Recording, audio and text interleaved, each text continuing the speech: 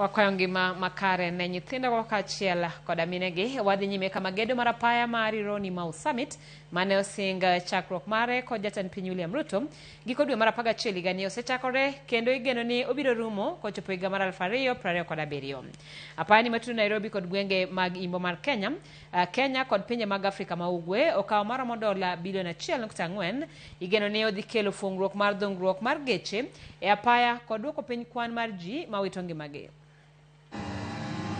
Ng'wech mar tieko gedo mar apaya maromo kilomita 233 bang' singo mar jatend piny William Ruto giko dwe mar 11 higani osechakore. Mimi nakuja kufungua hii barabara ikiwa imekamilika. E apaya mariwo Nairobi kod gwenge maimbo mar piny Kenya gi pinje mag Afrika ma milambo komeko ni endara tingni marang'iny ma opogore dhi nyime kod tich kendo tich tiyore. Kuom kinde ng'weche yo maya Nairobi nyaka e gwenge mathoth madhi imbo mar piny Kenya osebedo kod achiedh nade ma opogore ka ok dhugruok mar geche to masira mar apaya ka sirikal singo ni gedo mar apaya ni dhi kelo fungruok maduong'. This road is one of the main roads across in the Republic of Kenya, and by so doing it has a lot of motorists, it has a lot of vehicles, and we believe it will ease the movement of people and still the movement of vehicles from one place to another. Si kama hapo mbeleni ambayo ilikuwa njia moja ambayo ilikuwa na msongamano, unapata viazi zimeharibika, sukuma zimeharibika, na mayai ambayo iko Kiambu inaenda mji wa Nakuru ama mji wa Eldoret ilikuwa pia inakawia inachukua kama siku mbili juu ya msongamano wa magari. Sasa hii upanuzi wa hii barabara itafanya biashara zetu zieneze na njia ambazo inafaa. Gedo mar apaya mar Rironi-Mau Summit biro chakore ondamo mokwongo yare Rironi kaka apaya mar laini 4 madhi nyaka Naivasha, kowuok Naivasha nyaka Nakuru kama bende nitie dhugruok mar geche.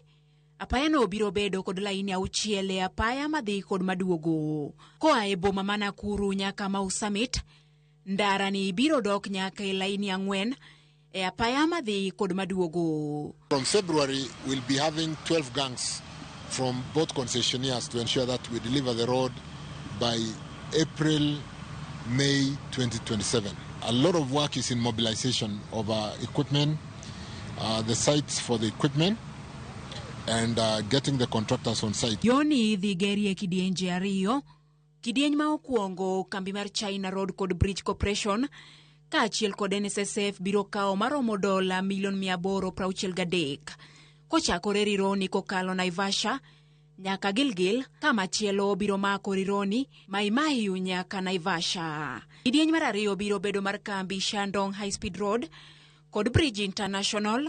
Gibiro gero laini achiel mar apaya mawuok Nakuru nyaka Mau Summit. Chenro mabiro yawo apaya ni kowuok kilomita 94 kitiyo kod maromo dola milion 678. Oriwo kidienje ariyo gi te, apaya ma olosi e lony manyasani ni mariwo Nairobi kod imbo mar Kenya biro rumo kochopo higa mar 2027 koti kod maromo dola bilion 1.4. We realize that if you invest with only one, the portfolio will go beyond $1 billion. And for some of these Chinese contracts, the approvals in their own country requires, when it is beyond $1 billion, then they have to have certain levels of approval, which would have taken too long. Bang' rumo mar apaya ni, kembe ma ogolo pesa gi e gedo biro tiyo kode duoko pesa gi e thuolo mar higni 28 mabiro. If the president is going to use this project to lure us as voters, we have no problem. The problem is when our leaders will come to lure us through tribal politics. Gedo mar apaya ni biro bang' jatend piny William Ruto lande ayanga e limbe mare Beijing dwe mar 4 higani. Judith Omondi, Ramogi TV.